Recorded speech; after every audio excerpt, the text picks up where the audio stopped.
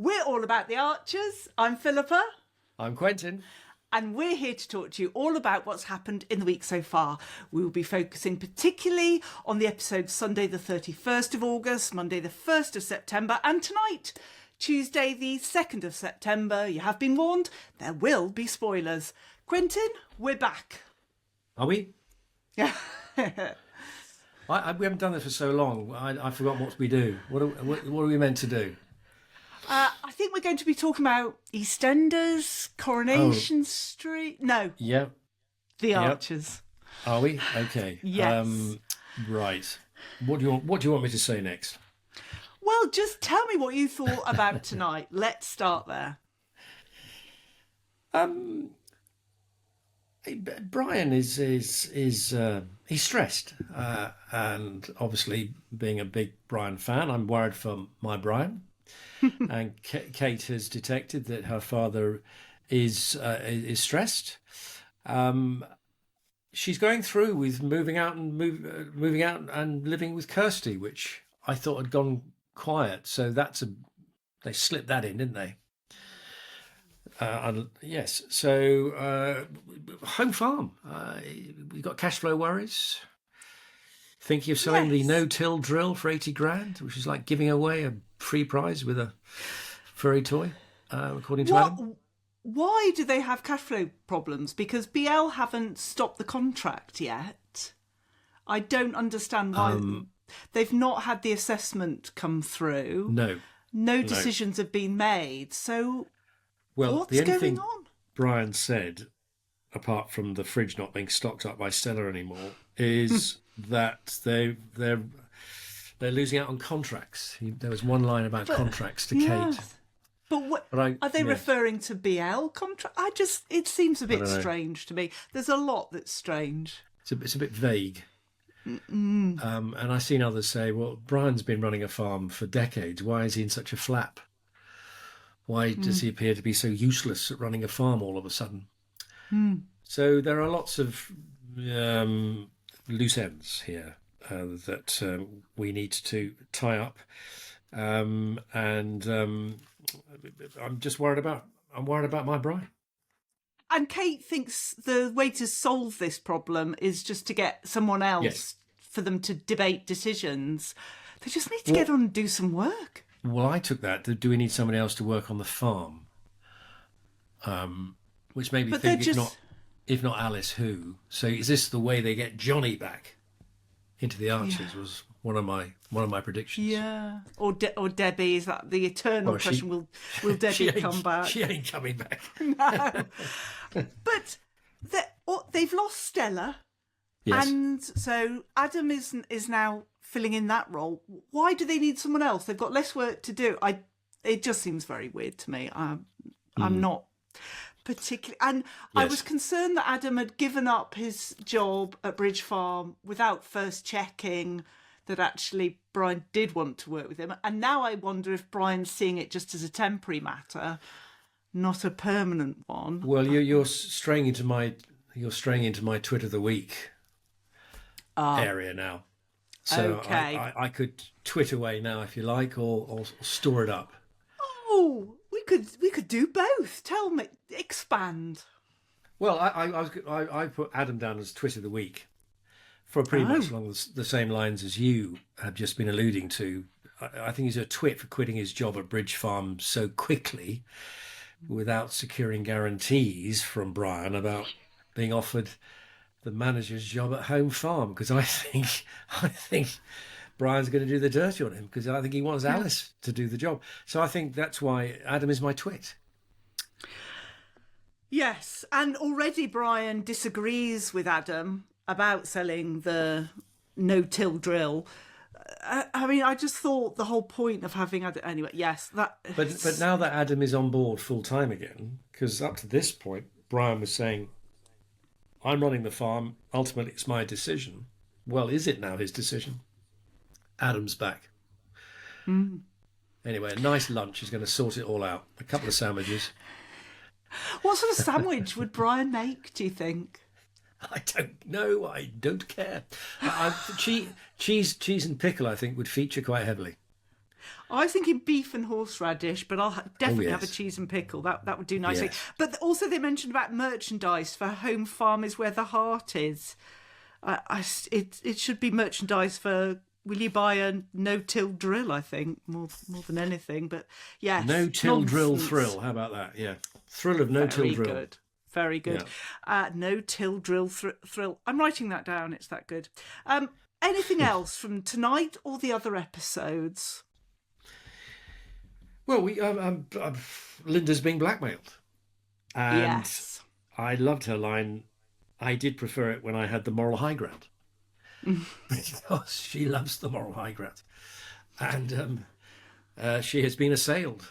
Lawrence has outflanked her. As he said, he would have made a very good investigative journalist because he's sourced his story. I mean, they all crumbled, didn't they? I mean, they made it so very obvious that money had been offered to various players. I mean, Rex tried to cover it up, but bless him. He's not a very good liar, bless him. And Linda gave the game away as well. Yes. But, of course, ultimately, it was Vince who was offering the money, but Linda's worried, of course, that it was all clandestine and the team...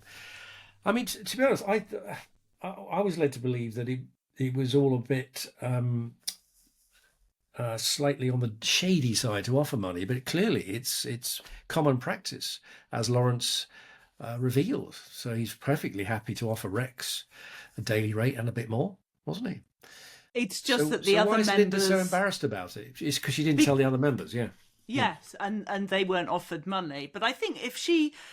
It wasn't her that did it, as we said. It's Lillian and Freddie colluding with Vince. If she talked to the team, if she said she didn't know, she could resign. The important thing is Lawrence is out of that golf club.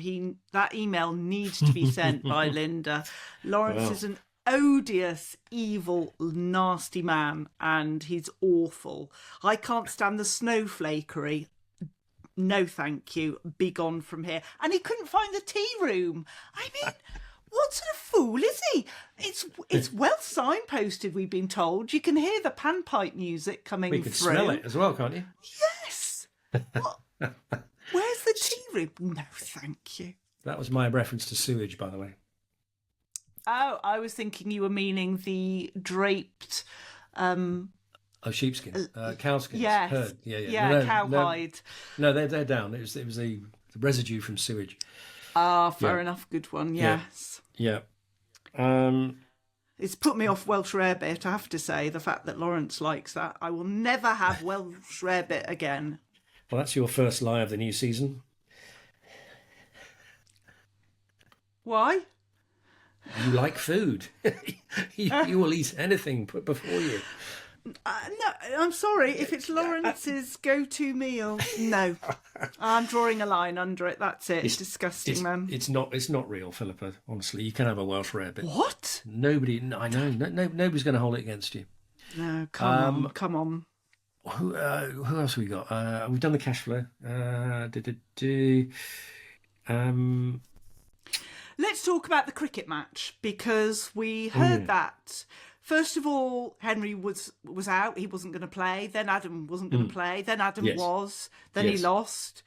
I think they should just be relegated anyway. It's too much pressure. It's taking the fun out of it. I'm feeling anxious. I was listening to it on a bus in Rhodes, and I was getting anxious about it. I didn't need that.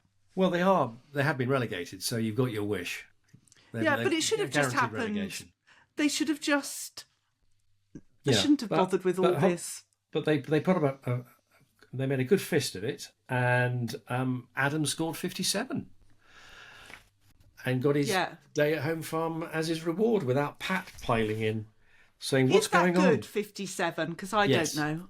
Okay. It's just it's just over a half century. Yeah, it's good. I mean, especially when the rest of the team is flailing. That was a fine score. Yeah. Adam hasn't always been the best cricket player, has he? Oh, no, he's always been one of their stars, hasn't he?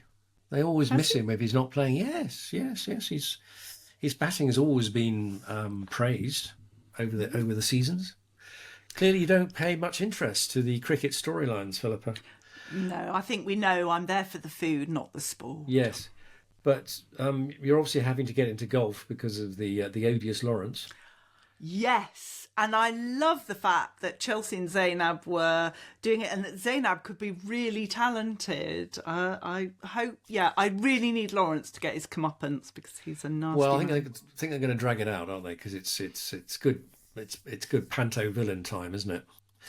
Yes, but still, some of the stuff he said is just abhorrent. So Yeah, but he's I mean, gotta can I go. just? I do think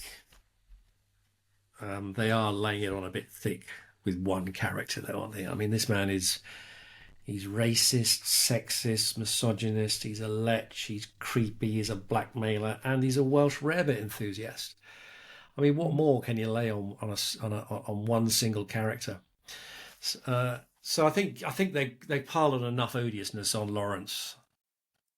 I think often people are like that. They're just awful, and they are painted. Martin is just this wonderful character now, so supportive. It's lovely to hear. Well, it all started, didn't it? Last year when he was in the car, was it with Justin, saying that he needed to have a different outlook on life, didn't he? Martin had this, and he thought this might be a flash in the pan, and he slipped back a bit, didn't he? But he's come round to be a decent chap. I've always liked him anyway, Martin. He's always been entertaining. And the actor who plays him, what's his name? Forgotten, but he's excellent. So there's never a dull scene with Martin, and I like characters like that for whatever reason, make a scene interesting. And of course, Justin had his Scrooge moment, didn't he? And he's gone all rewildy / commercial rewilding. He's had his Scrooge moment, which is really about thinking of others and being nice to people, and yet he's thinking of the rabbits and the birds, but he's not thinking of people at all. So I'm not sure he's fully grasped his Christmas Carol Scrooge revelation. He's still ultimately thinking of the bottom line. Let's be honest with Justin, isn't he? Always, and he's had this big row with Lillian, who's embarrassed. She said she's been rowing with Justin, saying it's very embarrassing. It's my brother-in-law we're talking about. Yeah. I love her phrase. She's been having another ding-dong with Justin. That's a great phrase. I do think we've got the message that Linda's hair colour is looking lovely. We've heard that so many times. I think we've all got that. Is it caramel? Well, it's food, so yes, of course it's got to be. But yes. No, I did enjoy that. Okay, star of the week. Who is your star of the week? Well, you're going to completely agree with this, and my star is Lawrence. Your star is Lawrence? I just thought I'd get your face first, or rather Rupert Van Sittart, the actor who plays him, for services to outstanding odiousness. So actually my star goes to Rupert, because he plays him so well. He plays him so well. My star is Lillian, because she really was helpful with Linda today, I think. I like the fact she's seen the light about Justin and starting to stand up more for her family and, being a good friend to Linda. So hopefully Linda will send that email. Twit of the week, you've mentioned it? Yes, I went with Adam for the reasons I gave. I mean, Adam's been very helpful. I mean, he's been, for Adam, for such an irritating character, he's been very generous with his time and his commitment and blah, blah, blah. But I think strategically he's been a twit. Well, my twit is Lawrence. Oh, vile. That's a surprise. Yes. Predictions. Okay. Well, this is a banker. Justin's feasibility study will be out in a fortnight. What a prediction! As said in the script. Yeah. Okay, the maize harvester, which Brian doesn't want to service to cut costs, will break down and it will be extremely costly repair.